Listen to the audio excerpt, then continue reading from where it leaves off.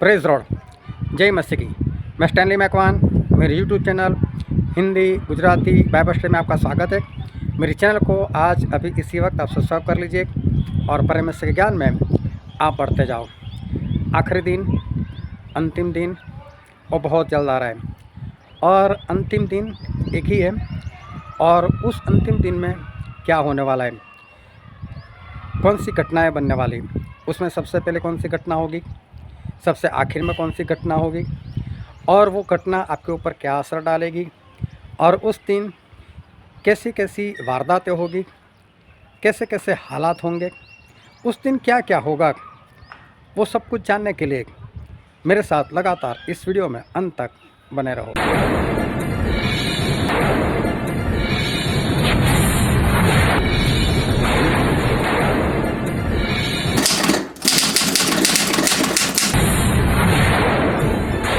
आओ परमेश्वर के वचन की ओर चले और बाइबल से इब्रानी उसका 12वां अध्याय और 25 वचन से लेकर 29 वचन। और उस कहने वाले से मुंह न फेरो, क्योंकि वे लोग जब पृथ्वी पर के चेतावनी देने वाले से मुंह मोड़कर न बच सकें, तो हम स्वर्ग पर से चेतावनी करने वाले से मुंह मोड़कर क्यों कर बच सकेंगे। उस समय तो उसके शब्द ने पृथ्वी को हिला दिया, पर अब उसने यह प्रतिज्ञा की है कि एक बार फिर मैं केवल पृथ्वी को नहीं वरन आकाश को भी हिला दूंगा। और यह वाक्य एक बार फिर इस बात को प्रकट करता है कि जो वस्तुएं हिलाई जाती है वे सृजी हुई वस्तुएं होने के कारण टल जाएगी, ताकि जो वस्तुएं हिलाई नहीं जाती वे अटल बनी रहे। इस कारण हम इस राज्य को पाकर जो हिलने का नहीं, उस अनुग्रह को हाथ से न जाने दें, जिसके द्वारा हम भक्ति और भय सहित परमेश्वर की ऐसी आराधना कर सकते हैं जिससे वह प्रसन्न होता है, क्योंकि हमारा परमेश्वर भस्म करने वाली आग है।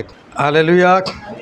परमेश्वर पिता का वचन हमारे बहुत ही आशीषित है और परमेश्वर पिता का वचन सच्चा है और बाइबल में लिखा है, यदि सच्चाई को जानेगा तो सच्चाई तुझे आज़ाद करेगी। बहुत ध्यान से परमेश्वर के वचन को सुनना। आओ दोनों हाथों को उठाकर एक बार फिर से बोले हालेलुया। दोनों हाथों को उठाकर सारे लोग हालेलुया। जो आसपास में सो उनको उठा दो, दोनों हाथ उठाकर बोलो हालेलुया। आखिरी दिन, अंतिम दिन, इस दुनिया का अंतिम दिन, आखिरी दिन वो आने वाला है, क्योंकि जो कोई वस्तु सृजी गई है उसका एक दिन अंत होना वो अवश्य है। और आखिरी दिन तो है ही है, लेकिन आखिरी दिन होगा कैसा, अध्ययन से समझना कि जो आखिरी दिन है, एक दिन, उस आखिरी दिन क्या क्या होने वाला है और पहले क्या होगा, दूसरे नंबर पर क्या होगा और आखिरी नंबर पर क्या होगा, वो सब कुछ हम वचन से देखने वाले हैं। वचन कुछ ज़्यादा है, लेकिन आप बाइबल बंद करते हुए सिर्फ सुनते रहना। मिलन भाई पढ़ते तो आप सुनते रहना, क्योंकि वचन कुछ ज़्यादा है, लेकिन आपका ध्यान बनाए रखना कि क्या पढ़ा जा रहा है और कौन से शब्द वो पढ़ाए जा रहे हैं। आखिरी दिन का मतलब होता है कि उसके बाद और कोई दिन नहीं है, तब हम कहते हैं कि ये आखिरी दिन है। और प्रभु यीशु और उनके चेले जब वो यरूशलेम में घूम रहे थे और परमेश्वर के भवन को देख रहे थे, तब चेलों ने ये बात प्रभु यीशु से कही थी कि यीशु देखो ये भवन कितना बढ़िया बनाया है, ये कितना अच्छा बनाया है, देखो किस तरह से इसकी रचना की गई है। और तब प्रभु यीशु ने उनको सिंपल सी शॉर्ट एक बात बता दी, एक दिन ऐसा आएगा कि पत्थर के ऊपर पत्थर ना रहेगा जो ढाया ना जाए, मतलब एक एक पत्थर अलग अलग हो जाएंगे। इस तरह से इस जगह का नाश होगा। तकरीबन 2000 साल पहले की बात। और चेले बहुत खुश थे, आनंदित थे, प्रभु यीशु से बात कर रहे थे, कुछ दिखा रहे थे, लेकिन प्रभु यीशु ने उनकी खुशी आनंद पर जैसे पानी फेर दिया। चेले भी शांत हो गए, चुप हो गए। सभी लोग जैतून नाम पहाड़ पर चढ़े गए और जब वहाँ पर चले गए, अभी सब शांति थी, कोई कुछ बात नहीं कर रहा था, कोई कुछ बोल नहीं रहा था। और उस वक्त प्रभु यीशु जब अकेले में थे और 12 चेले के सिवा और कोई नहीं था, तब चेलों ने आकर वहाँ प्रभु यीशु से ये सवाल कर दिया। और हम बाइबल में पढ़ते हैं मत्ती रचित सुसमाचार उसका 24वां अध्याय वचन 3। और जब वह जैतून पहाड़ पर बैठा था तो चेलों ने अलग उसके पास आकर कहा, हमसे कहे कि ये बातें कब होगी और तेरे आने का और जगत के अंत का क्या चिन्ह होगा। यहाँ पर चेलों ने प्रभु यीशु से ऐसा कहा कि प्रभु यीशु आपके दूसरी बार आने का और जगत के अंत का क्या निशान होगा। ये दोनों सवाल नहीं है, एक सवाल है। एक सवाल के अंदर दो बातें पूछी गई, लेकिन दोनों बातें एक ही दिन में है। लोग ये दोनों बातों को अलग कर रहे हैं, लेकिन प्रभु यीशु ने आगे पढ़कर देखना, प्रभु यीशु ने ऐसा नहीं बोला मेरे आने के दिन ऐसे ऐसे चिन्ह होंगे और जगत के अंत के ऐसे ऐसे चिन्ह होंगे। प्रभु यीशु सिंपल सी बात बताई, दोनों एक ही। जिस दिन प्रभु यीशु आएंगे उसी दिन रैप्चर, जिस दिन प्रभु यीशु आएंगे उसी दिन धरती का नाश, वही आखिरी दिन है बस। उसके बाद कोई क्लेश काल नहीं है, उसके बाद कोई ऐसी बातें नहीं होने वाली। आखिरी दिन मतलब उसके बाद कोई दिन नहीं, इस बात को समझ लेना। तो बोले आपका आने का और धरती के अंत के क्या निशान होंगे। और प्रभु यीशु ने उस वक्त एक निशान बताना शुरू कर दिया, लेकिन हम निशान की ओर नहीं जाने वाले, लेकिन आखिरी दिन क्या होने वाला है। तो प्रभु यीशु ने बोला, उनके चेलों ने पूछा कि आपके आने का और इस जगत के अंत का क्या निशान होगा। मतलब प्रभु यीशु का दूसरी बार आना वो ही जगत का अंत है। सबसे पहले दिमाग में ये बात बिठा लेना कि प्रभु यीशु का दूसरी बार आना वही जगत का अंत है। पर आज उस दिन के बारे में हम कुछ डिटेल से देखने वाले और एक के बाद वो घटना हम देखेंगे, और वो भी सारे वचन से। वचन कुछ ज़्यादा है, लेकिन अपना ध्यान वचन के अंदर लगा रखना।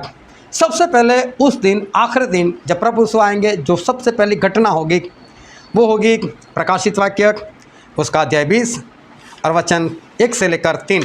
फिर मैंने एक स्वर्गदूत को स्वर्ग से उतरते देखा, जिसके हाथ में अथाह कुंड की कुंजी और एक बड़ी जंजीर थी, और उसने उस अजगर अर्थात पुराने सांप को, जो इब्लिस और शैतान है, पकड़ के 1000 वर्ष के लिए बांध दिया और उसे अथाह कुंड में डालकर बंद कर दिया कि उस पर मुहर कर दी कि वह 1000 वर्ष के पूरे होने तक जाति जाति के लोगों को फिर न भरमाए।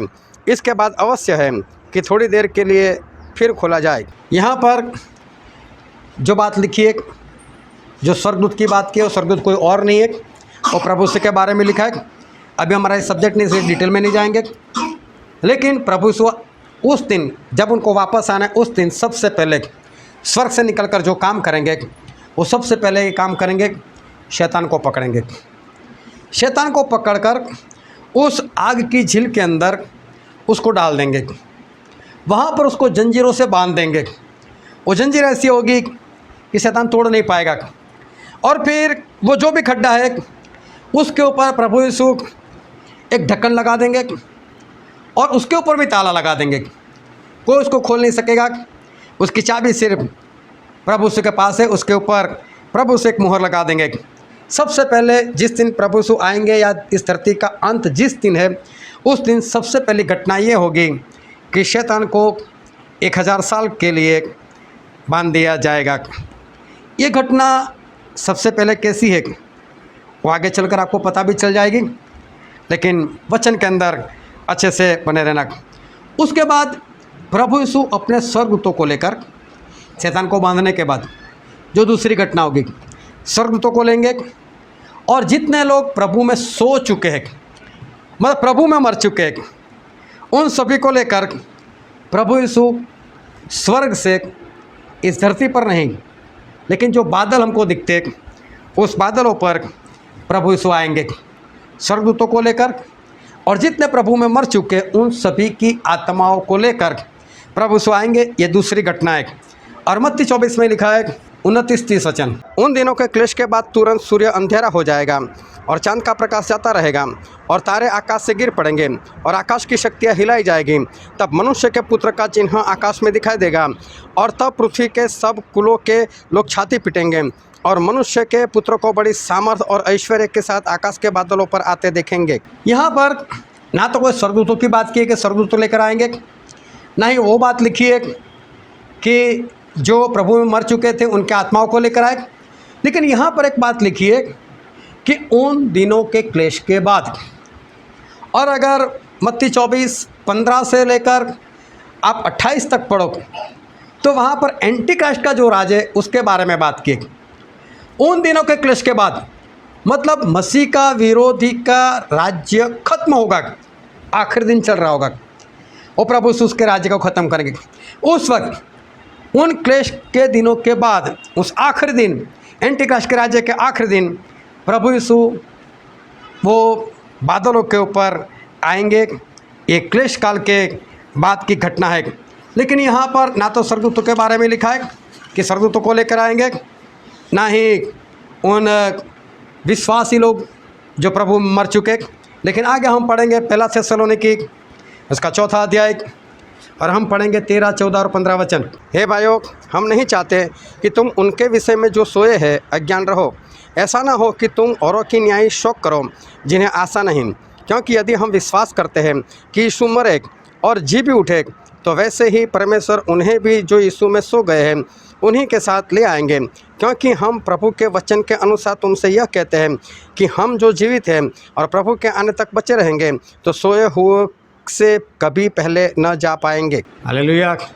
लिखा है कि नहीं कि जो मसीह में सो चुके हैं उनकी आत्माओं को लेकर प्रभु यीशु आएंगे। फिर पहले थिस्सलुनीका में लिखा है उसका 3 अध्याय उसका वचन 13, ताकि वह तुम्हारे मनों को ऐसा स्थिर करे कि जब हमारा प्रभु यीशु अपने सब पवित्र लोगों के साथ आए तो वे हमारे परमेश्वर और पिता के सामने पवित्रता में निर्दोष ठहरे। एक बार फिर लिखा है यहाँ पर कि जब वो अपने पवित्र लोगों को लेकर आए, मतलब शैतान को बांधने के बाद, उसको आग की झील में बंद करने के बाद, दूसरा काम जो प्रभु यीशु करेंगे वो अपने ऐसे लोगों को जो उनमें मर चुके, प्रभु में मर चुके, उनकी आत्माओं को लेकर, उन सभी पवित्रों को लेकर प्रभु यीशु बादलों के ऊपर आएंगे। फिर दूसरा थिस्सलुनीका में पढ़ते हैं उसका 1 अध्याय और वचन 7, और तुम्हें जो क्लेश पाते हो हमारे साथ चैन देख उस समय जबकि प्रभु यीशु अपने सामर्थ्य दूतों के साथ धधकती हुई आग में स्वर्ग से प्रकट होंगे। यहाँ पर लिखा है कि स्वर्ग दूतों के साथ और प्रभु यीशु आएंगे, मतलब प्रभु यीशु स्वर्गदूतों के साथ। और दूसरी बात, जितने प्रभु में सो चुके हैं उन सभी की आत्माओं को लेकर ये दूसरी घटना होगी कि प्रभु यीशु आसमान से बादलों के ऊपर आएंगे। ध्यान से समझना, क्योंकि इनमें हम कहाँ पर होंगे वो हम आगे चल कर देखने वाले। फिर मत्ती 24 में लिखा है उसका 30 वचन, तब मनुष्य के पुत्र का चिन्ह आकाश में दिखाई देगा और तब पृथ्वी के सब कुलों के लोग छाती पीटेंगे और मनुष्य के पुत्र को बड़ी सामर्थ और ऐश्वर्य के साथ आकाश के बादलों पर आते देखेंगे। यहाँ पर लिखा है कि लोग ऐश्वर्य के साथ प्रभु यीशु को उस बादलों के ऊपर आते हुए देखेंगे। शैतान को बांधने के बाद प्रभु यीशु उन सभी आत्माओं को जो परमेश्वर में मर चुके थे वो और अपने सामर्थ्य स्वर्गदूतों को लेकर प्रभु यीशु उस बादलों के ऊपर वो आएंगे और बादलों के ऊपर आकर वो वहीं पर ठहर जाएंगे। और प्रभु यीशु जो आत्माओं को लेकर आए थे, जो प्रभु में मर चुके थे, वो सभी आत्माओं को परमेश्वर प्रभु यीशु वहाँ से आज़ाद कर देंगे, मतलब बांध कर नहीं रखा, लेकिन उनको छोड़ देंगे। और ये सारे आत्मा, सभी आत्मा अपनी अपनी कब्रों में जाएंगे। जिन कब्रों में उनकी डेड बॉडी को दफन किया गया था, वहाँ पर ये सारी आत्माएं अपनी अपनी कब्र ढूंढकर वो वहाँ पर चली जाएगी, उन कब्रों के अंदर जाएगी और वहाँ से एक नया शरीर धारण करेंगे, आत्मिक शरीर धारण करेंगे। और आत्मिक शरीर धारण कर कर वो लोग वहाँ पर जिंदा हो उठेंगे। उनकी आत्मा तो जिंदा थी, लेकिन एक नया शरीर भी होगा। ये तीसरी घटना वहाँ पर होगी। और पहले कुरिन्थी में लिखा है उसका 15 अध्याय उसका 42 से लेकर 44 वचन, मुर्दों का जी उठना भी ऐसा ही है। शरीर नाशमान दशा में बोया जाता है और अविनाशी रूप में जी उठता है। वह अनादर के साथ बोया जाता है और तेज के साथ जी उठता है। निर्बलता के साथ बोया जाता है और सामर्थ्य के साथ जी उठता है। स्वाभाविक देह बोई जाती है और आत्मिक देह उठती है, जबकि स्वाभाविक देह है तो आत्मिक देह भी है। और ध्यान से समझना कि दफन होना कितना ज़रूरी है। लोग ऐसा सोचते हैं कि न्याय तो हमारा आत्मा का होगा ना, तो हमारी आत्मा तो परमेश्वर के पास चली जाएगी, परमेश्वर उसका न्याय कर देंगे। लेकिन जिंदा होने के लिए, और वो भी अनंत काल के लिए, स्वर्ग जाने के लिए, उसमें जाने के लिए हमारा दफन होना बहुत ज़रूरी। यहाँ पर लिखा है कि शरीर दफनाया जाता है, ऐसा नहीं, लेकिन शरीर बीज दिया जाता है। जैसे किसान अपनी ज़मीन के अंदर एक बीज बोता है, उसी तरह से जब हम मर जाते हैं तो हमारी बॉडी को बीज दिया जाता है। और उस वक्त जब प्रभु यीशु सभी आत्माओं को लेकर आएंगे, तब वो जो डेड बॉडी बीज दी गई थी, जिसको बोया गया था, और वहाँ से एक नया शरीर बनकर, क्योंकि गेहूं का दाना मर जाता है, फिर उस पर पौधा होता है और उसके ऊपर नए गेहूं आ जाते हैं, उसी तरह से हमारे शरीर को जब दफनाया जाएगा, मतलब बोया जाएगा, तब आने वाले दिनों में जब प्रभु यीशु आएंगे, उस वक्त एक नया शरीर धारण कर कर वो शरीर वो बाहर आएगा। फिर पहले थिस्सलुनीका में लिखा है, उसका 4 अध्याय और वचन 16, क्योंकि प्रभु आप ही स्वर्ग से उतरेंगे, उस समय ललकार और प्रधान दूत का शब्द सुनाई देगा और परमेश्वर की तुरही फूंकी जाएगी और जो मसीह में मरे हैं वे पहले जी उठेंगे। यहाँ पर लिखा है जो मसीह में मरे हैं वो पहले जी उठेंगे। मतलब कि जो आत्मा प्रभु से लेकर आए वो तो वहीं पर थे बादल पर। अगर वो लोग जिंदा हो गए तो आत्मा तो चाहिए, तो फिर आत्मा कहाँ जाएगी? सभी आत्मा अपनी कब्रों में जाएगी, और कब्र खुल गई, कब्र खुल जाएगी, और वहाँ से एक नया शरीर धारण करते हुए ये सारे विश्वासी, ये सारे संत, ये सारे पवित्र लोग वो वहाँ जिंदा बाहर आ जाएंगे। उसके बाद जो आगे वाली घटना होगी कि उस वक्त जितने लोग जिंदा है और वो भी मसीह में जिंदा है, वो सारे ये जो शरीर है वो शरीर उनका अचानक से गायब हो जाएगा और उनको एक नया शरीर मिल जाएगा।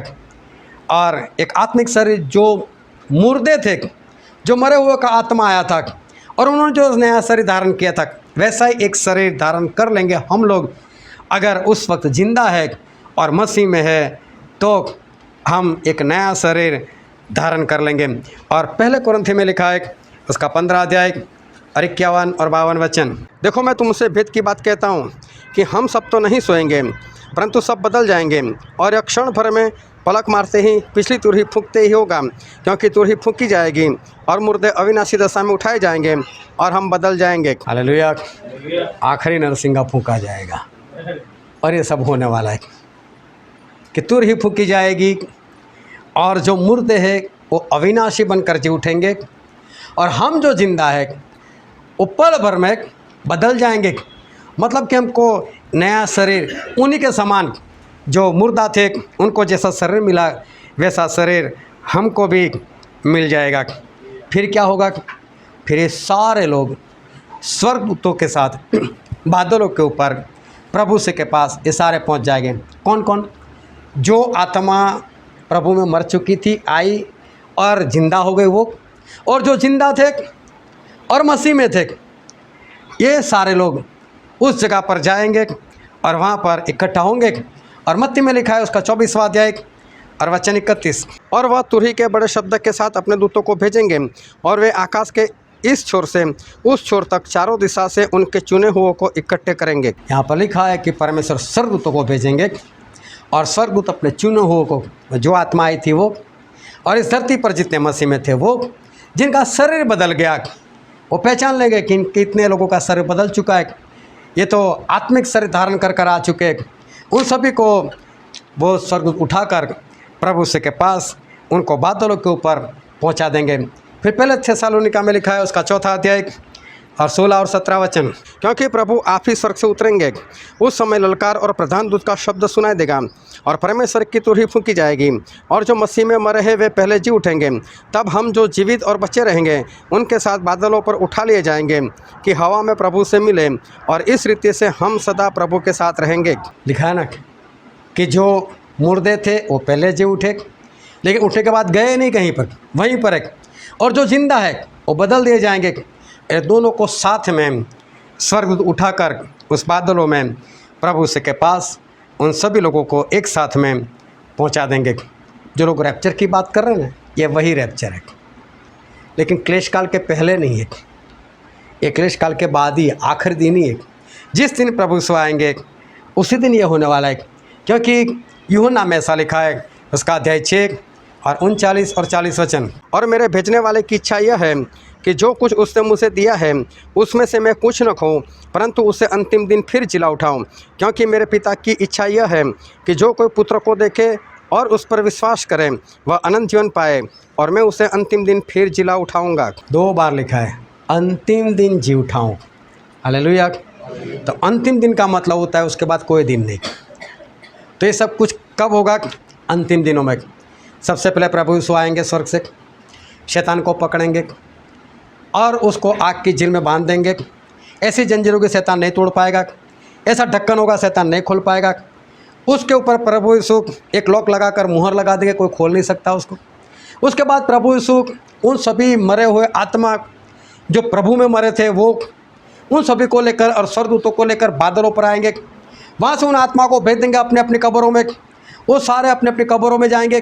जो उनका शरीर बीज दिया गया था, वहाँ से एक नया शरीर उनको मिलेगा। और नया शरीर धारण कर कर कब्र से बाहर आएंगे, लोग देखेंगे। और उस वक्त जितने मसीह में हैं और जिंदा थे वो भी सारे बदल दिए जाएंगे।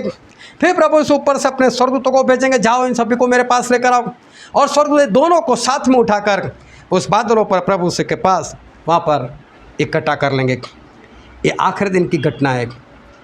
अभी आखिरी दिन चल रहा है, ये तो शुरू में हो गया, लेकिन अभी प्रभु पूरे क्रोध में है, क्योंकि अभी धरती पर काफ़ी लोग हैं।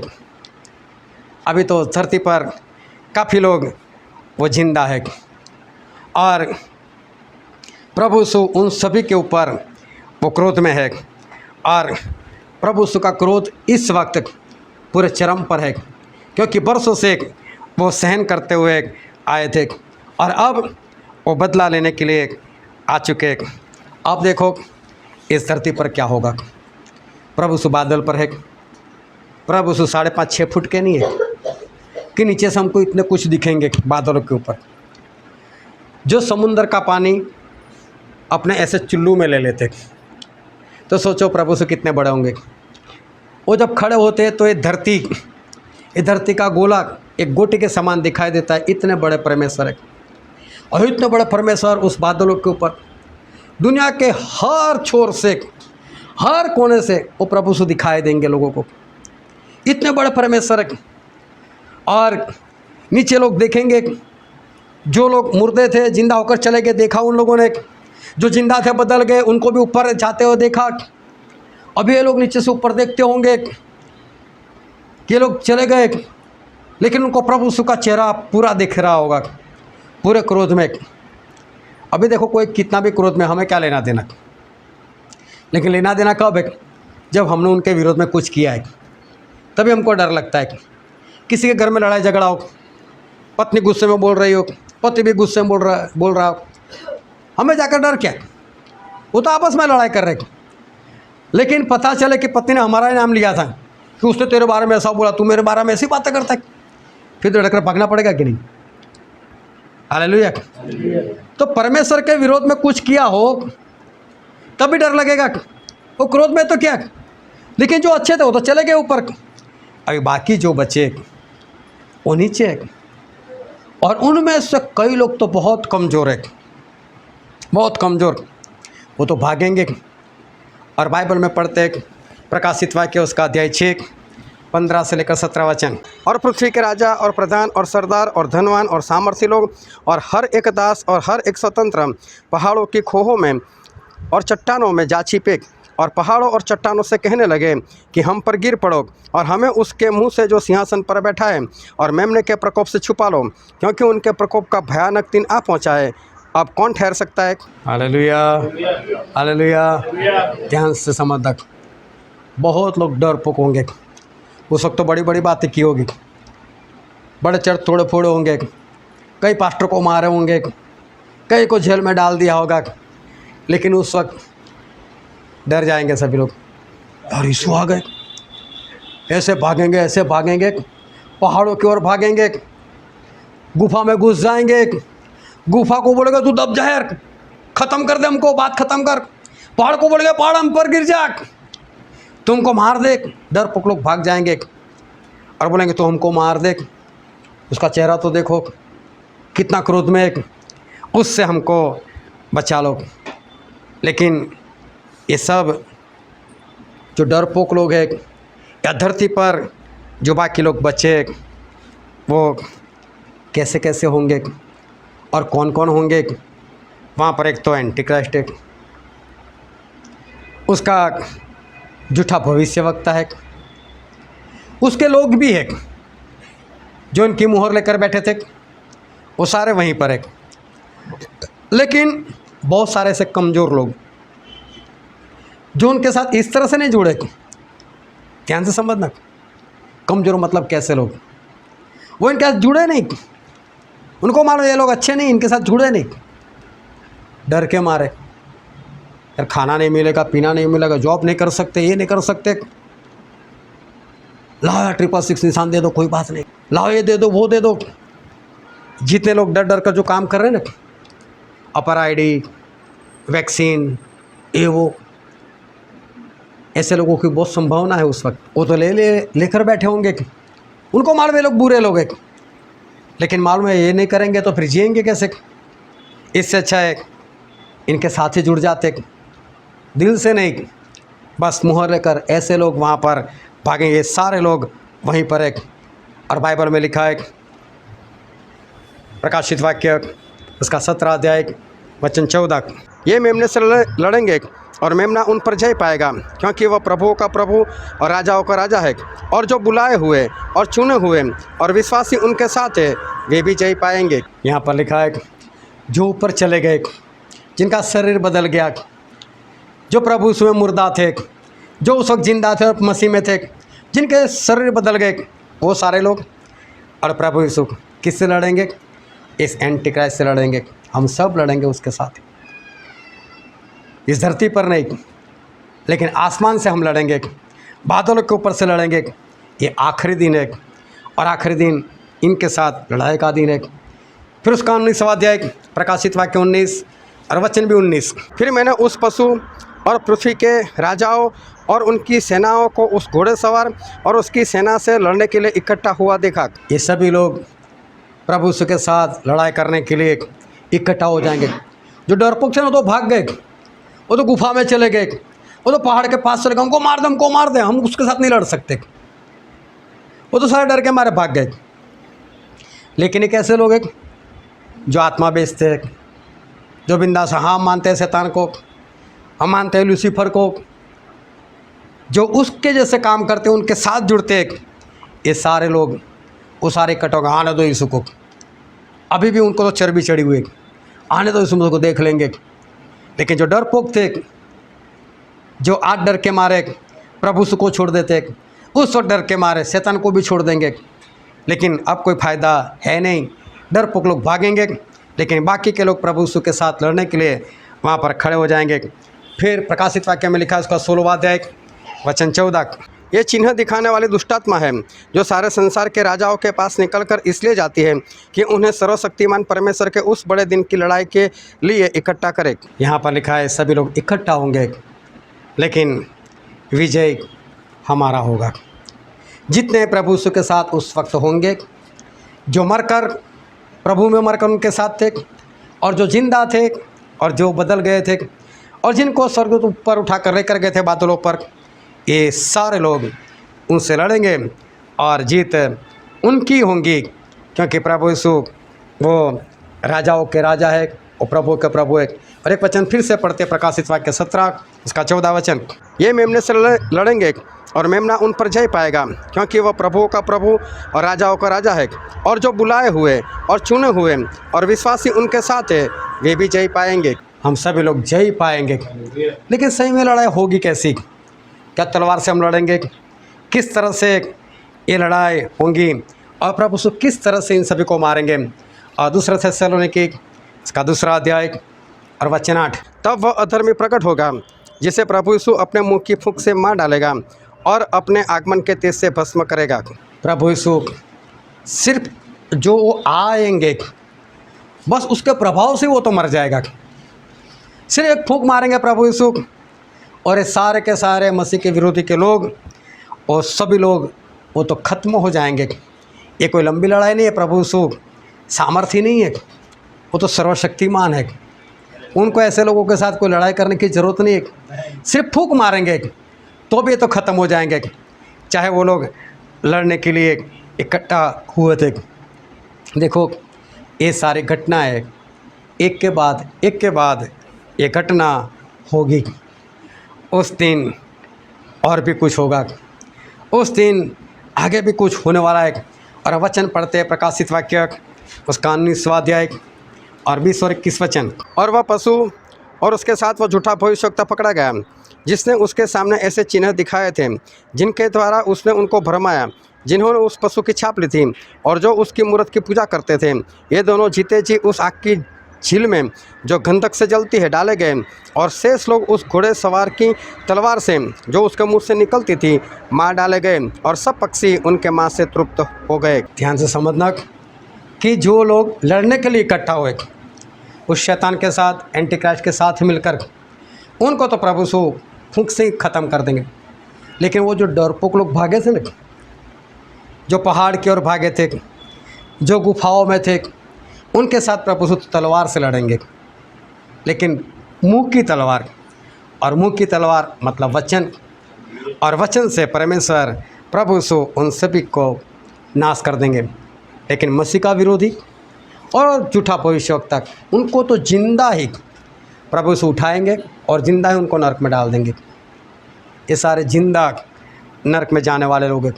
ध्यान से समझना, जिंदा कैसे लोग नरक में जाएंगे। एक बार मूसा के विरोध में कुछ लोग खड़े हो गए थे ना, और मूसा को बोला था तो हमारा अगुआ, जो भी अपने अगुआ का विरोध करते रहे वो सारे जिंदा चले जाएंगे अंदर। और ये मसीह का विरोधी झूठा भविष्यवक्ता, उनको तो प्रभु यीशु ऐसे ही जिंदा उठाकर ही उनको डाल देंगे। लेकिन अभी भी प्रभु यीशु बादलों के ऊपर है, अभी भी उनके चुने हुए बादलों के ऊपर है।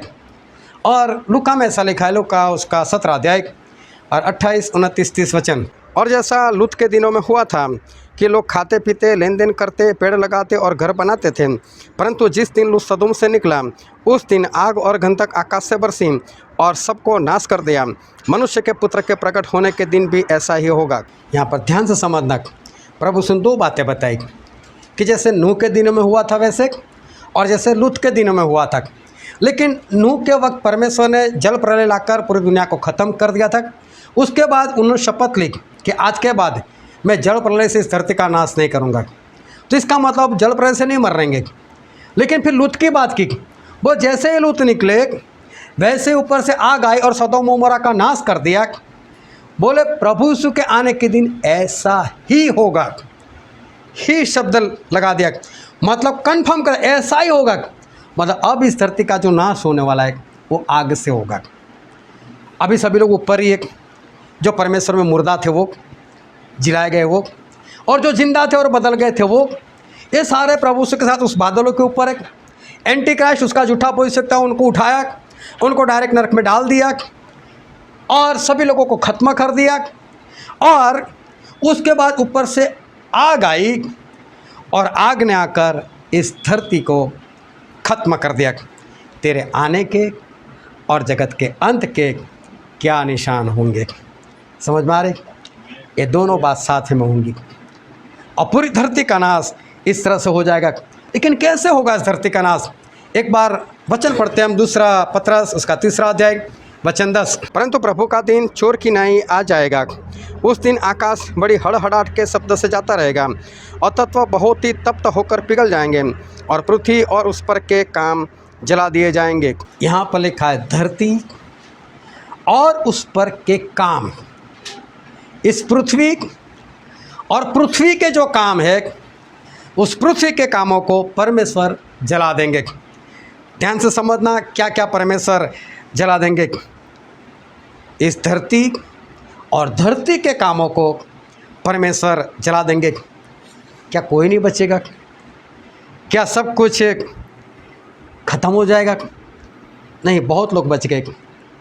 कौन लोग? जो जिंदा थे और मसीह में थे। वो कहाँ पर है? एक सेफ जगह पर है कि नहीं? नूह सेफ जगह पर थे कि नहीं? लूत सेफ जगह पर थे कि नहीं?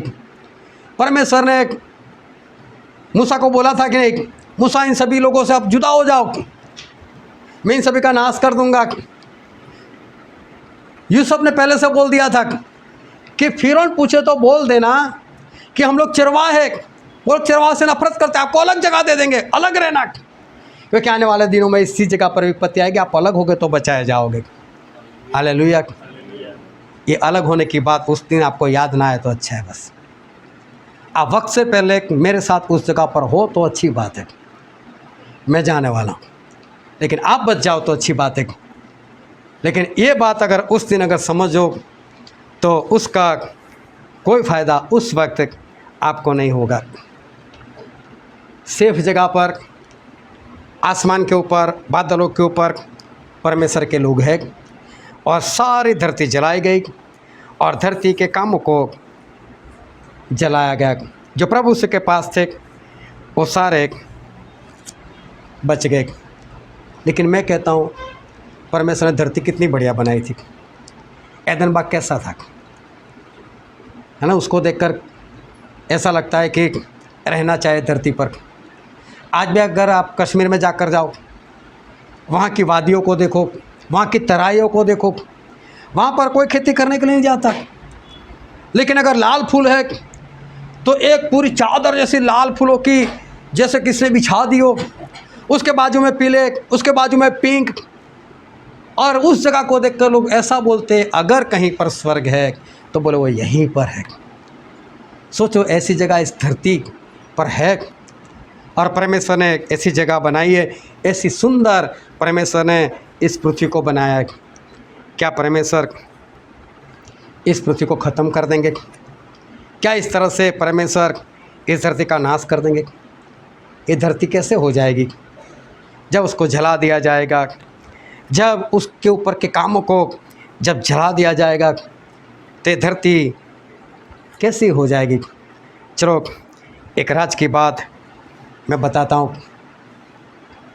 एक बार एक राजा था, राजा का नाम था नबूकदनेस्सर। और नबूकदनेस्सर को सपना आया। सपना आया तो दानिएल वहाँ पर गए और दानिएल ने उस सपने का मतलब बता दिया। और सपना ऐसा था कि नबूकदनेस्सर ने एक बड़ी मूर्ति देखी थी। उसका सर था सोने का, छाती और हाथ चांदी के, उसके नीचे का हिस्सा जांघ तक वो पीतल का, और घुटनों से लेकर नीचे तक पंजे से ऊपर वहाँ तक का जो हिस्सा था लोहे का, और जिस पर हम खड़े रहते वो पंजा वो लोहे और मिट्टी मिक्स था। ऐसे एक बड़ी मूर्ति दिखाई दी। फिर पहाड़ दिखाई दिया। उस पहाड़ पर किसी का हाथ नहीं दिखाई दिया, कोई औजार नहीं दिखाई दिया, लेकिन जैसे ऊपर उस पे ऊपर कोई आरी चल रही है, कोई हथियार चल रहा है और एक पत्थर उसमें से निकल रहा है, जैसे कोई काट रहा है लेकिन ना काटने वाला दिखाई देता है, ना कोई हथियार दिखाई देता है। और वो एक शिला, एक पत्थर वहाँ से कट कर बाहर आया। वो पत्थर अपने आप काम कर रहा है। उस पत्थर ने उस मूर्ति को नीचे पंजे से मारना शुरू कर दिया, जोरों से ऐसे उसके ऊपर गिरता गया। पंजा एक बार ख़त्म, आप खड़े नहीं रह सकते, मूर्ति भी खड़ी नहीं रह सकी, गिर गई। लेकिन वो पत्थर से मारता रहा, कोई दिखाई नहीं दे रहा है, लेकिन पत्थर खुद उसको मार रहा है, यहाँ तक कि उस मूर्ति को चकनाचूर कर दिया, भूसे के समान कर दिया। लेकिन जब मतलब बताया तो ऐसा बताया कि सोने का सर तो तू है। इसका मतलब किसी राजा की बात की, किसी राज्य की बात की। बोले तेरे बाद एक और राज्य होगा जो चांदी के समान, मतलब तेरे से थोड़ा उतरता हुआ। उसके बाद एक और राज्य होगा वो पीतल जैसा, मतलब उससे उतरता हुआ। उसके बाद एक और राज्य होगा लोहे की तरह। लेकिन उसके बाद किसी जगह पर लोहे के समान, किसी जगह पर मिट्टी के समान। कोई बलवान देश होगा तो कोई कमज़ोर देश होगा मिट्टी के समान, तो कोई लोहे के समान बलवान भी होगा। ये वही तो दिन चल रहे। इसी दिन में तो हम जीवन जी रहे। आज अमेरिका देखो तो सुपर पावर है, भारत देखो तो वो भी पावरफुल है, नेपाल को देखो कमज़ोर है, तिब्बत को देखो, भूटान को देखो, श्रीलंका को देखो, पाकिस्तान, ये सारा कमज़ोर है। ये सारे आज भी तो चल रहा है। उसी के ऊपर ये पत्थर ने मारना शुरू कर दिया, पूरा भूसा कर दिया। और जब भूसा कर दिया तो वहाँ पर एक घटना बनी थी उस सपने के अंदर। और हम बाइबल में पढ़ते हैं दानियेल का पुस्तक उसका 2 अध्याय वचन 35। तब लोहा, मिट्टी, पीतल, चांदी और सोना भी सब चूर-चूर हो गए, और धूप काल में खलिहानों के भूसे की नाई हवा से ऐसे उड़ गए कि उनका कहीं पता न रहा। और वह पत्थर जो मूर्ति पर लगा था वह बड़ा पहाड़ बन गया, और सारी पृथ्वी उससे भर गई। हालेलुया। एक ऐसी हवा आई कि सारे भूसे को क्या कर गई, उड़ाकर लेकर चली गई। मतलब ये मूर्ति क्या कहना चाहती है, राज्य, लोग, इंसान, उन सभी को जलाकर खत्म कर दिया, राख हो गए। और ऐसी हवाएं कि सारी राख उड़ाकर लेकर चली गई। लेकिन फिर भी धरती कैसी रहेगी ना, धरती को परमेश्वर ने जला दिया, उसके ऊपर के कामों को जला दिया।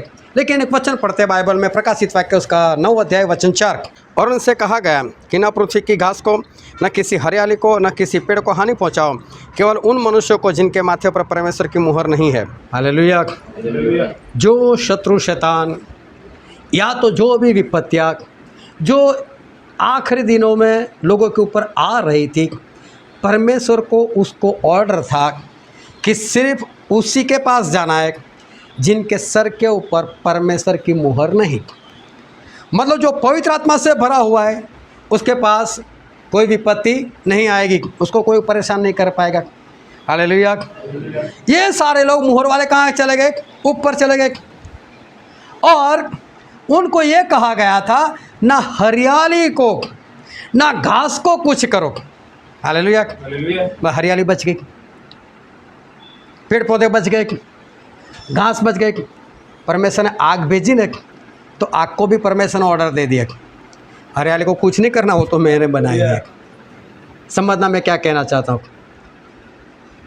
फिर से पढ़ो 2 पत्रस 3:10। परंतु प्रभु का दिन चोर की नाई आ जाएगा।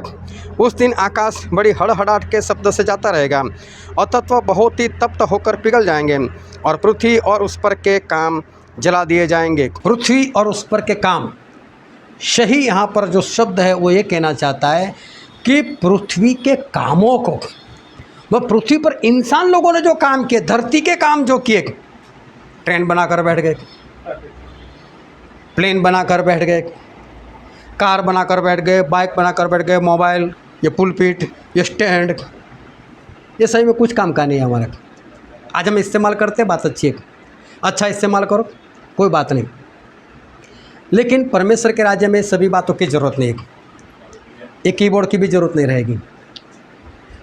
ऐसे ऐसे कामों को परमेश्वर की आग जला देगी। वो इंसान तो है ही जो मसीह में नहीं थे, वो तो जलकर राख हो ही जाएंगे। ऐसी ऐसी चीज़ें भी वो भी जलकर ख़त्म हो जाएंगी। लेकिन परमेश्वर कुछ चीज़ों को वो रखेंगे जो हमारे लिए होगी। परमेश्वर ने इज़राइल लोगों को ऐसा बोला था, मूसा को बोला था, मूसा मैं इज़राइल लोगों को मिस्र देश से आज़ाद करने के लिए बाहर आया हूँ, और मैं तुम्हें ये आशीष देता हूँ कि जो खेत में आपने बीज बोया नहीं, उस खेत की फसल आप खाओगे। जो घर आपने बनाया नहीं, उस घर में आप रहोगे। हालेलुया। घर को भी कुछ नहीं होगा, बड़े बड़े बंगले, बड़े बड़े कोठिया, बड़े बड़े घर ऐसे ही रहेंगे। परमेश्वर उसको नहीं चलाएंगे, हमको रखेंगे वहाँ पर। अगर आप लोग वहाँ पर हम सभी होंगे तो। जिसने जितना अच्छा काम किया, नरेंद्र मोदी पहले यही थे ना, गांधीनगर में मुख्यमंत्री थे, तो प्रधानमंत्री बन गए तो दिल्ली में चले गए। हाँ, जैसे हमारी पोस्ट वैसा परमेश्वर उस वक्त हमको भी कुछ देंगे।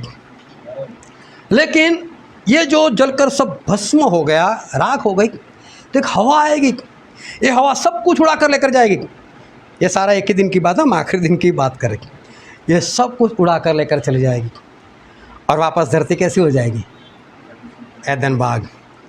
कोई टावर नहीं, कोई रेडिएशन नहीं, कुछ भी नहीं, और धरती पहले के समान एदन बाग के समान हो जाएगी।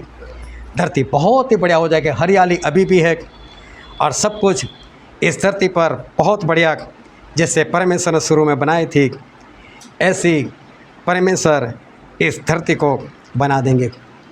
लेकिन अब क्या होगा? अभी भी सभी लोग बादलों के ऊपर, अभी धरती कैसे हो गई? बहुत ज़ोरदार, बहुत ज़ोरदार हो गई। अब प्रभु यीशु उन सभी को लेकर इसी धरती पर लैंड करेंगे। हालेलुया। उस बादल से हम लोग उतर कर इस धरती के ऊपर हम आएंगे और इस धरती के ऊपर हम रहेंगे। मालूम है 1000 साल तक हम मसीह में होने के कारण 1000 साल हम इस धरती के ऊपर राज करने के लिए आएंगे। मालूम है स्वर्ग में जाना इतना आसान नहीं होता। स्वर्ग में जाना ये कोई बच्चों का खेल नहीं। भूखा रहना पड़ता है, उपवास करना पड़ता है, और यहाँ तक कि आपका उपवास ना हो ना तो भी कई बार खाने से दूर रहना पड़ता है, क्योंकि परमेश्वर का काम करना होता है। प्रभु उस अपने चेलों के साथ खा नहीं रहे थे, खा पा नहीं रहे थे। लोग आते जाते रहते थे। प्रभु से बोला चलो हम अकेले में चले जाते हैं, वहाँ जाकर शांति से खाएंगे। वहाँ भी बहुत लोग आ गए, वहाँ भी खाना नहीं मिला। प्रभु से बोला अभी एक काम करो, इनको आप हम ही खिला देते तो उनके साथ हम भी खा लेंगे। और 5 रोटी 2 मछली में से सभी को खिलाया। परमेश्वर का काम करने के लिए बहुत कुछ करना पड़ता है, उपवास करना पड़ता है, भूखा रहना पड़ता है। पौलुस की तरह कई बार तो बिना शादी लोग रहते, ये भी करना पड़ता है। अरे शादीशुदा हो तो भी पत्नी को छोड़कर रहना पड़ता है। पतरस कहते हैं कि आप शादीशुदा हो तो बोले इस तरह से रहो जैसे आप शादीशुदा नहीं हो। ये कहने का मतलब ये नहीं मेरी पत्नी को सर में दर्द है, मैं आज मीटिंग में नहीं जाऊंगा। ये नहीं हो सकता। वहाँ पर ऐसे लोग नहीं जाएंगे। वहाँ पर चाहे शादीशुदा हो तो भी कंवारे की तरह रहना पड़ता है, बच्चों को छोड़कर जाना पड़ता है।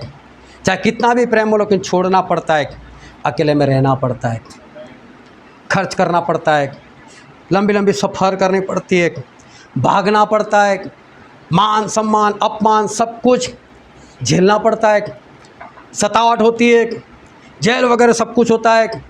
ये सब कुछ हमें झेलना पड़ता है।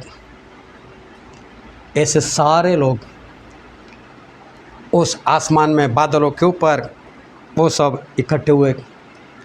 बहुत सारे लोग ऐसे होंगे जिनके पास पैसे नहीं होंगे, तंगी में जीवन बिताते होंगे, लेकिन फिर भी परमेश्वर की सेवा में वो लोग बने रहे। मौज शौक छोड़ना पड़ता है, मौज शौक से कुछ नहीं होता है, वो सब कुछ छोड़ना पड़ता है। अच्छा पहनना, मेकअप करना, ये वो जो परमेश्वर को नहीं पसंद, सारी बातें वो छोड़नी पड़ती।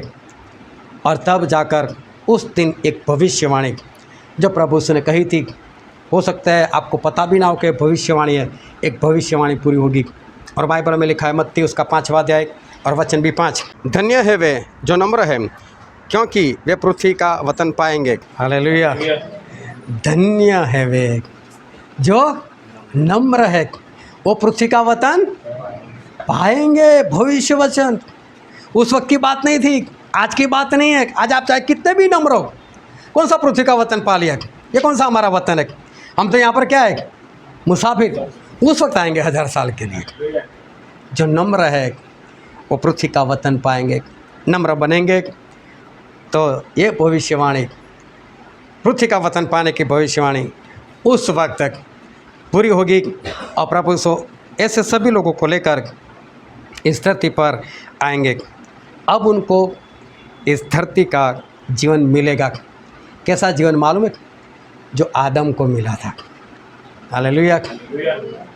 जो आदम को जीवन मिला था, ऐसा जीवन अब उन लोगों को मिलेगा जो बादलों के ऊपर थे। हालेलुया। हवा जो थी ना, हवा वो बहुत खुश थी। ना तो उसकी कोई ननद थी, ना तो उसकी कोई सास थी। वो कितनी खुश थी, बस मैं और मेरा पति और कोई नहीं। बोला यार मेरी पत्नी खुश नहीं रहती, क्या करूँ? बोले यार जो भी खाना बनाया ना हमेशा तारीफ़ किया कर उसकी, तो तेरी पत्नी खुश रहेगी तेरे से। बात सुनकर पति तो घर चला गया। बोले दाल बहुत बढ़िया बनाई, उसको फिर भी मार पड़ी। बोले हर रोज़ मैं बनाती हूँ तब नहीं बोलता यार, आज पड़ोस में लेकर आई तो बोले आज ही तारीफ़ करते हैं। लेकिन आदम को तो ये भी नहीं था ना। दोनों खुश थे कि नहीं? वो जीवन मिलेगा, आपकी सास नहीं होगी वहाँ पर। हालेलुया। जब तक सास रहे करेंगे ना हम विश्राम। हाँ, सास हमें कुछ देते, संभालना पड़ता है। वहाँ पर ऐसा कुछ नहीं होगा। वहाँ पर आदम और हवा की तरह पूरी खुशी, पूरी आज़ादी। आदम को बीज बोने थे, वो धरती को बोलता है चल जगह कर बीज के लिए, और ऐसे हाथ में बीज लेकर बोलता है चल जा अपनी अपनी जगह पर लग जाओ। बीज लग जाते थे। वहाँ पर सब कुछ खाना मिलेगा आपको, पत्नी भी मिलेगी, पत्नी को पति भी मिलेगा। ये सारी बातें बाइबल में लिखी हुई है। बहुत लोग इस बात को नहीं समझ पा रहे। बहुत लोग ऐसे नहीं नहीं नहीं वहाँ तो ऐसा कोई स्त्री नहीं है, वहाँ तो कोई पुरुष है, सब स्वर्गदूतों के समान है। तो ये विचार का पाप स्वर्गदूतों ने किया था कि नहीं? हाँ, लोग नहीं समझ पा रहे। लेकिन बाइबल में लिखा एक वचन पढ़ते हैं हम, यशायाह नबी का पुस्तक, उसका 11वां अध्याय 6 से 9 पढ़ो तो। तब भेड़िया भेड़ के बच्चे के संग रहा करेगा, और चीता बकरी के बच्चे के साथ बैठा करेगा, और बछड़ा और जवान सिंह और पाला पोसा हुआ बैल तीनों इकट्ठे रहेंगे, और एक छोटा लड़का उनकी अगुवाई करेगा। कौन सा लड़का? कहाँ से आया? छोटा लड़का 1000 साल में कहाँ से आया? ऐसा तो नहीं बोला शुरू में कि शुरू में जो छोटे बच्चे बच गए, ऐसा तो नहीं लिखा। छोटा बच्चा कहाँ से है? फिर आगे बढ़ो। गाय और रिछनी मिलकर चरेगी, और उनके बच्चे इकट्ठे बैठेंगे, और सिंह बैल की नाई भूसा खाया करेगा। दूध पीता हुआ बच्चा, हालेलुया, हाँ पढ़ो पढ़ो पढ़ो, करेत के बिल पर खेलेगा। दूध पीता हुआ बच्चा, हाँ, और दूध छुड़ाया हुआ लड़का, और दूध छुड़ाया हुआ लड़का नाक के बिल में हाथ डालेगा। हालेलुया। सब कुछ है वहाँ पर। शादी हुई या ना हुई फिक्र मत करना, लेकिन आज छोड़ कर रहना। आज आज़ाद रहना। स्वर्ग में जाना है, ऐसे स्वर्ग में नहीं जा सकते। जो लोगों ने इस धरती के ऊपर ये सुख चैन छोड़ा है ना, परमेश्वर को देने के लिए आ रहे वापस। 1000 साल दूंगा। क्या 70-80 साल की बात कर रहे हो? उसमें भी 40 साल तो बीमारी में बिता देते हो। मैं तुम्हें 1000 साल दूंगा। हालेलुया। बेचारा इतना भागता है, अभी बोले अभी शक्ति है, कमाई कर लो कमाई कर लो कमाई करो। 40 साल तक भागता रहता है। 40 साल कमाई, इतने सारे पैसे, बोले अब क्या करो? बोले शक्ति नहीं है। लेकिन परमेश्वर, उस वक्त सब कुछ हमारे पास। 1000 साल में भी बूढ़े नहीं होंगे। हालेलुया। और हम इस धरती पर आ जाएंगे, लेकिन वहाँ पर ऐसे लोग जो आज ये सारे सुख चैन को छोड़कर परमेश्वर के लिए भागते रहते, उनका होगा।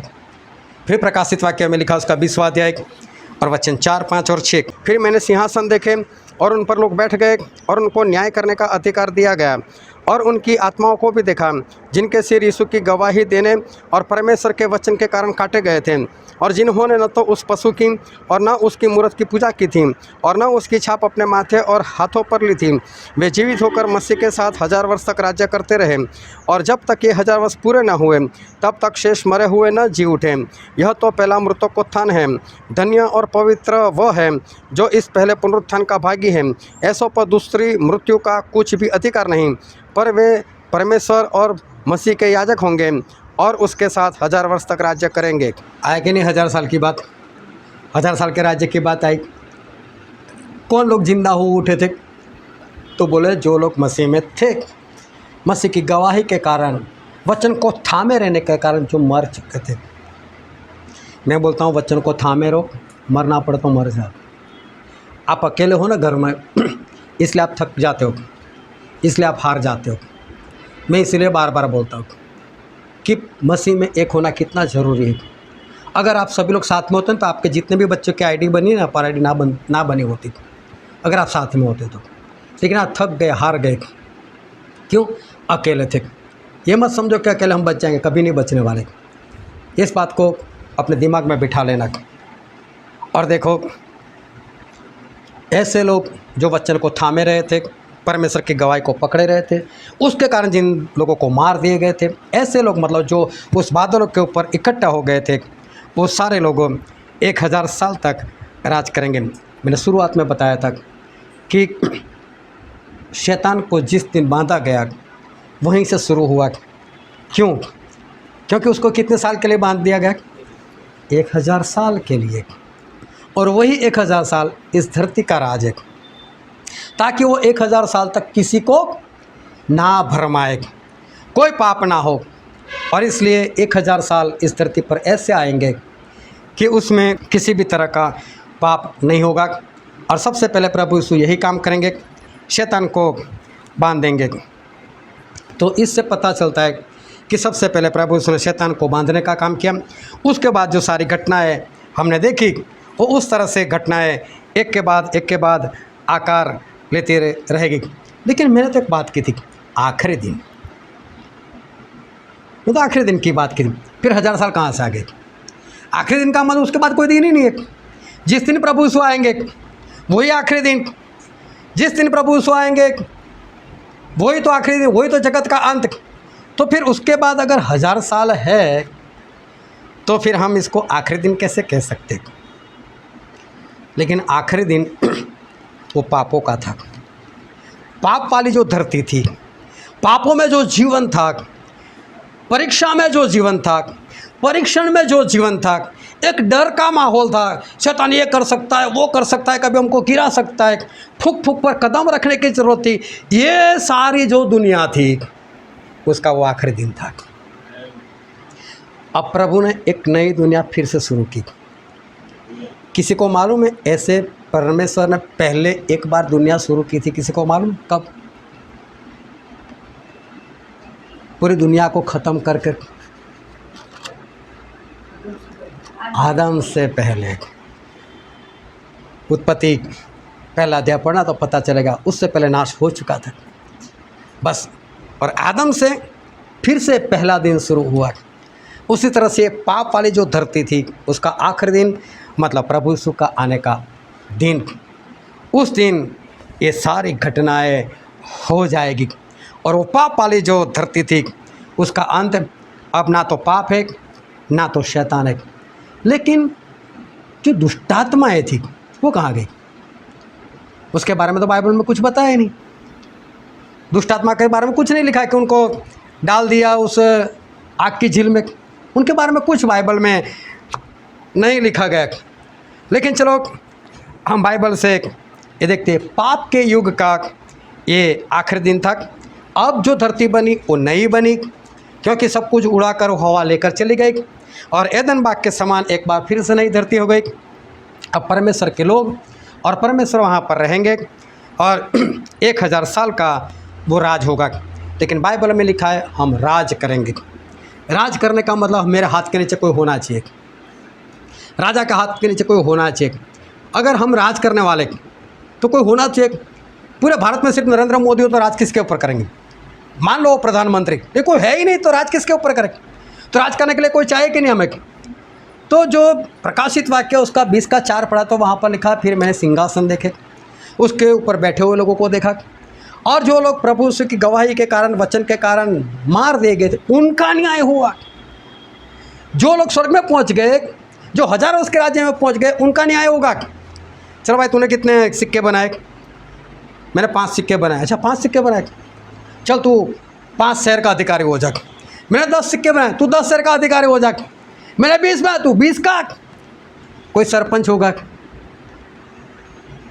कोई एमएलए होगा, कोई कॉरपोरेटर होगा, कोई मुख्यमंत्री होगा। मैं अपनी भाषा में बात कर रहा हूँ, परमेश्वर अपनी भाषा में किस तरह से करे वो जाने, लेकिन उस वक्त देख लेंगे। लेकिन हम सभी उस वक्त राज करेंगे, लेकिन कोई कुछ किसी के ऊपर कोई जुर्म जुल्म नहीं करेगा। वहाँ पर किसी तरह की बात ऐसी नहीं रहेगी, सब कुछ वहाँ पर अच्छा। और इस तरह से 1000 साल हमारे वहाँ पर होंगे। तो 1000 साल भी कभी तो ख़त्म होंगे, उसका भी एक आखिरी दिन आएगा। हालेलुया। और हम बात किसकी कर रहे हैं? आखिरी दिन की बात कर रहे हैं। एक तो ये धरती का आखिरी दिन जो प्रभु से आने से ख़त्म हो जाएगा। उस दिन तो इतनी घटना हो गई और 1000 साल का राज शुरू हो गया। वो भी जब ख़त्म होगा तब उसका भी आखिरी दिन आएगा। और बाइबल में लिखा है प्रकाशित वाक्य उसका 20 अध्याय वचन 7 और 8। और जब 1000 वर्ष पूरे हो चुकेंगे तो शैतान कैसे छोड़ दिया जाएगा और उन जातियों को जो पृथ्वी के चारों ओर होगी, अर्थात गोग और मागोग को, जिनकी गिनती समुंदर की बालू के बराबर होंगी, भरमा कर लड़ाई के लिए इकट्ठे करने को निकलेगा। हालेलुया। ये 1000 साल के राज के बाद की बात है, क्योंकि 4, 5, 6 में 1000 साल का राज आ जाता है। और प्रभु उसने भी बोला था प्रकाशित 20, 1-3 में कि उसको 1000 साल के बाद थोड़ी देर के लिए खोल दिया जाएगा। अब ये खुल गया। उसकी जितनी भी दुष्ट आत्माएँ थी, गोग और मागोग, ये पुराने नियम में एक राजा हो गए। और आज का जो रशिया था ना, वहाँ का राजा था वो। और इसे कई लोग पुतिन को मानते हैं। नहीं, ये तो 1000 साल के बाद की बात है। जो दुष्ट आत्माएँ हैं जो अभी भी पूरी दुनिया में फैली हुई है, लेकिन उनको पता हमारा बॉस तो अंदर बंद है। जब बॉस ही नहीं है तो उनको ऑर्डर कौन करे? तो ये सारे कैसे ऐसे चुपचाप बैठे रहे थे, बस परमेश्वर का रात देखते रहते थे। यार एक दिन हम भी कुछ करते थे, आज हम फ्री हो गए, हमारे पास तो कुछ है ही नहीं। लेकिन अब शैतान वापस बाहर आएगा, इन लोगों को भरमाएगा। अभी जो 1000 साल परमेश्वर के साथ में रहकर कौन उसको भरमा सकता है? उसको कोई नहीं भरमा सकता। लेकिन ये दुष्टात्मा को भरमाएगा। ये चलो चलो मारते ही इसको। तो तू यार बैठ, अभी 1000 साल के तो अंदर था, मैं तो छूट कर नहीं आया, भागा नहीं, मैं सब तोड़कर आया हूँ। मैं वो नहीं बोलने वाला कि यीशु ने मुझे छोड़ा है। चलो चलो चलते हैं, तू भाग कर है, तो फिर तो तू यीशु से बड़ा है, चलो चलो लड़ने के लिए जाते। भरमा करे सभी को लेकर आएगा। और ये आखिरी दिन, और ये भरमा कर लोगों को लेकर आएगा। और आगे पढ़ो उसका 9 और 10 वचन। और वे सारी पृथ्वी पर फैल जाएगी और पवित्र लोगों की छावनी और प्रिय नगर को घेर लेगी, और आग स्वर्ग से उतर कर उन्हें भस्म करेगी। और उनको भरमाने वाला शैतान आग और गंधक की उस झील में, जिसमें वह पशु और झूठा भविष्यवक्ता भी होगा, डाल दिया जाएगा। और वे रात दिन युगान युग पीड़ा में तड़पते रहेंगे। अभी सारे लोगों की बात आ गई, शैतान की भी, उसकी सारी सेना की भी। ये सभी लोगों को आग की झील में डाल दिया जाएगा। Hallelujah, hallelujah. दोनों हाथ उठाकर बोलो हालेलुया। ये सारे लोग, सारे दुष्ट आत्माएं अभी उस आग की झील में, अभी आखिरी दिन चल रहा है। और पढ़ो तो उसका 11 और 12 वचन। फिर मैंने एक बड़ा श्वेत सिंहासन और उसको उस पर बैठा हुआ है देखा, जिसके सामने से पृथ्वी और आकाश भाग गए और उनके लिए जगह न मिली। और मैंने छोटे बड़े सब मरे हुओं को सिंहासन के सामने खड़े हुए देखा, और पुस्तकें खोली गई। और फिर एक और पुस्तक खोली गई, अर्थात जीवन की पुस्तक। और जैसे उन पुस्तकों में लिखा हुआ था, उनके कामों के अनुसार मरे हुओं का न्याय किया गया। और समुंदर ने उन मरे हुओं को जो उसमें थे दे दिया, और मृत्यु और अधोलोक ने उन मरे हुओं को जो उनमें थे दे दिया, और उनमें से हर एक के कामों के अनुसार उनका न्याय किया गया। हालेलुया। अब पुस्तक खोली जाएगी, उसमें हमारे करने की पुस्तक है। लेकिन जो 1000 साल में थे वो सारे बचाएगा, वो सारे दाहिनी ओर, बाकी के लोग बाईं ओर। ये धरती इसलिए चली गई क्योंकि आदम से लेकर सभी लोग वहाँ पर होंगे, ये धरती कम पड़ेगी। और इसे धरती चली गई, धरती चली गई तो नर्क चला गया, अंदर से जो नर्क था वो भी चला गया। आग की झील है अभी तो, अभी सभी को उसमें डाल दिया जाएगा। जो बकरे समान थे उन सभी लोगों को आग की झील में डाल दिया जाएगा। लेकिन ध्यान से समझना, यहाँ पर ऐसा है कि समुंदर में जो मरे थे, डूब कर मरे थे, जिनका दफन ही नहीं हुआ, क्या हुआ उनका? देखो, समुद्र बोला मेरे में इतने मर गए थे, वो तो डायरेक्ट चले गए नर्क में, डाल दिया आग की झील में। जो आग से मरे हुए थे उनको भी ध्यान से समझना, दफन होना बहुत ज़रूरी है। हमारा दफन होना चाहिए। दफन होना मतलब बीजना। और ऐसे लोग जिनका दफन नहीं हुआ, सारे लोग वो नाश हो जाएंगे। और आगे पढ़ो उसका 14 और 15 वचन। और मृत्यु और अधोलोक भी आग की झील में डाले गए, और यह आग की झील ही तो दूसरी मृत्यु है। और जिस किसी का नाम जीवन की पुस्तक में लिखा हुआ न मिला, वह आग की झील में डाला गया। हालेलुया। देखो आखिरी दिन बहुत भयानक है। कितनी सारी बातें हमने देखी।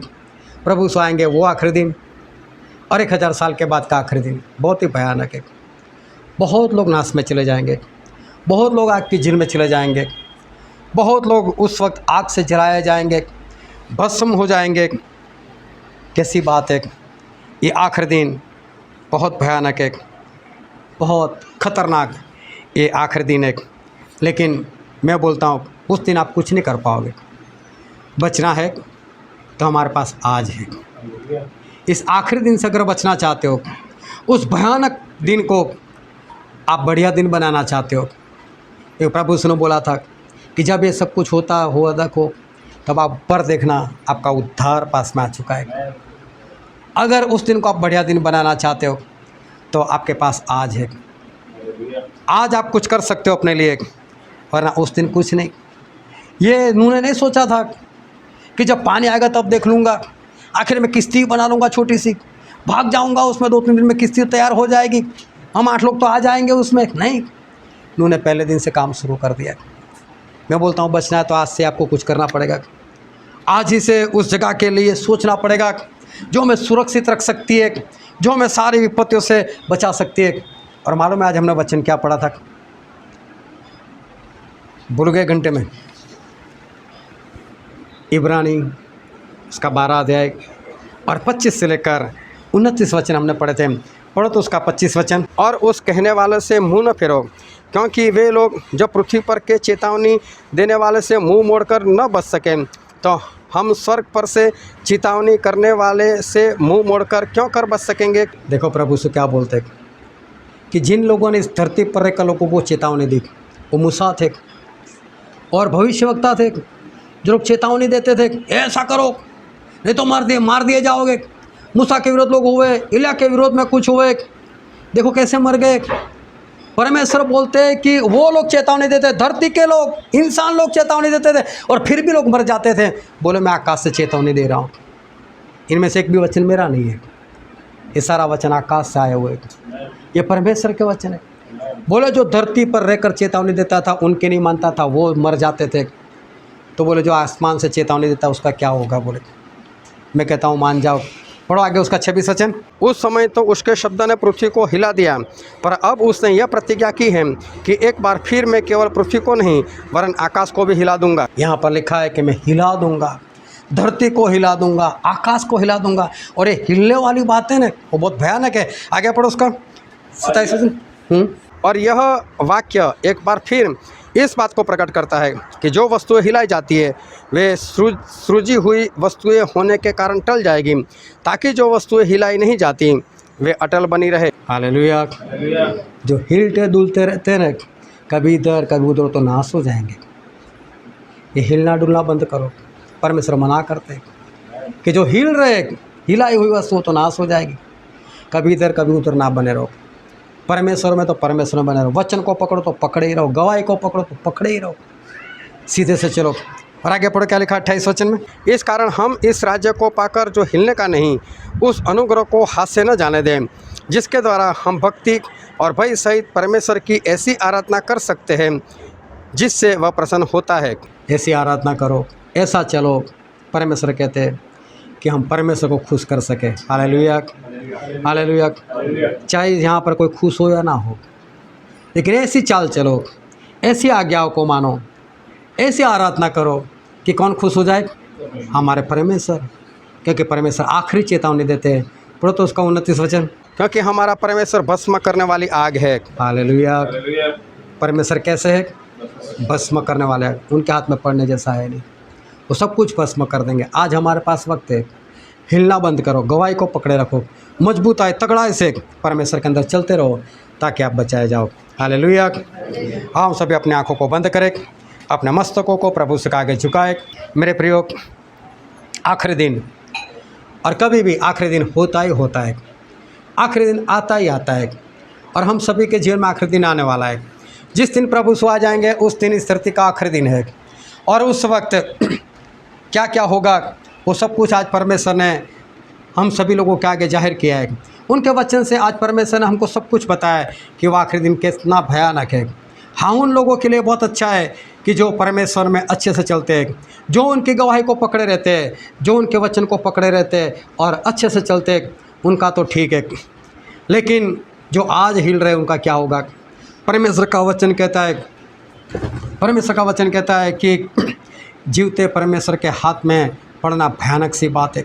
उनका वचन कहता है कि परमेश्वर वो भस्म करने वाली आग है, क्यों उनके हाथों में पड़ना? उनके हाथों में ऐसे आओ एक बच्चे के समान, उनके हाथों में इस तरह से आओ कि हम बचाए जाओ। 1000 साल राज में हमें प्रवेश मिले और 1000 साल का राज हमको मिले, उसके लिए आज इस राज को छोड़ो। आज इस धरती में जीवन जीना ना सोचो। आज ना सोचो मेरी पत्नी, आज ये ना सोचो मेरा पति, आज ये ना सोचो मेरे बच्चे, मेरा ये, मेरा वो, मेरा घर, और सब कुछ छोड़ो। इन बातों में कुछ नहीं रखा है। सब कुछ परमेश्वर हमको 1000 साल के देने वाले, तो क्यों हम इस बात की फिक्र करें। लेकिन आज अगर सही से मसीह में चलोगे, उनके वचनों को पकड़े रहोगे, चाहे मर जाओ तब तक, चाहे गर्दन कटवानी पड़े, जो भी है, लेकिन उस वक्त तक बने रहोगे, तो हम 1000 साल के लिए राज करेंगे। और उसके बाद भी एक नया यरूशलेम आएगा जहाँ पर हम चले जाएंगे। लेकिन आखिरी दिन बहुत लोगों का नाश होने वाला है। उस झूठे भविष्यवक्ता का, वो मसीह का विरोधी का, उस शैतान का, वो सारे दुष्ट आत्माओं का, और जितने जितने लोग थे जो डरपोक थे, जो डर के मारे शैतान के साथ चल पड़े थे, परमेश्वर को छोड़ दिया था, ऐसे सारे लोग उस वक्त नाश हो गए। मैं कहता हूँ अपने आप को जांचो, अपने आप को परखो, उस वक्त आप कहाँ पर होंगे। अपने आप को परखो कि आखिरी दिन आपके लिए क्या हौसला बुलंद करने वाला दिन है या आपको ख़त्म कर देने वाला दिन है। आज आपकी चाल कैसी है, आज आपका चरित्र कैसा है, आज आपका चलना कैसा है, आज आपका आज्ञा पालन कैसा है। अपने आप को जांचो, अपने आप को परखो। वो दिन आने से पहले जिस तरह से इन्होंने एक ही काम किया, बस जहाज़ बना लो, जहाज़ बना लो, जहाज़ बना लो, उसमें घुस जाओ। क्या कभी आपने ऐसा सोचा कि मैं भी लगातार मेरे बचाव के लिए मुझे जितना करना है उतना मैं कर लूँ, मैं एक बार सुरक्षित जगह पर चला जाऊँ। मेरे प्रियो, वक्त कम है, वो मूर्ति पूरा काम हो चुका है। कभी भी वो पत्थर बाहर आएगा और वो कभी भी उस मूर्ति को मारना शुरू कर देगा, वो सब कुछ भूसा बना दे। उससे पहले आज हमारे पास वक्त है कि हम सही से चले, हम सही से परमेश्वर में आ जाए, ताकि हम 1000 साल के अंदर राज कर सके।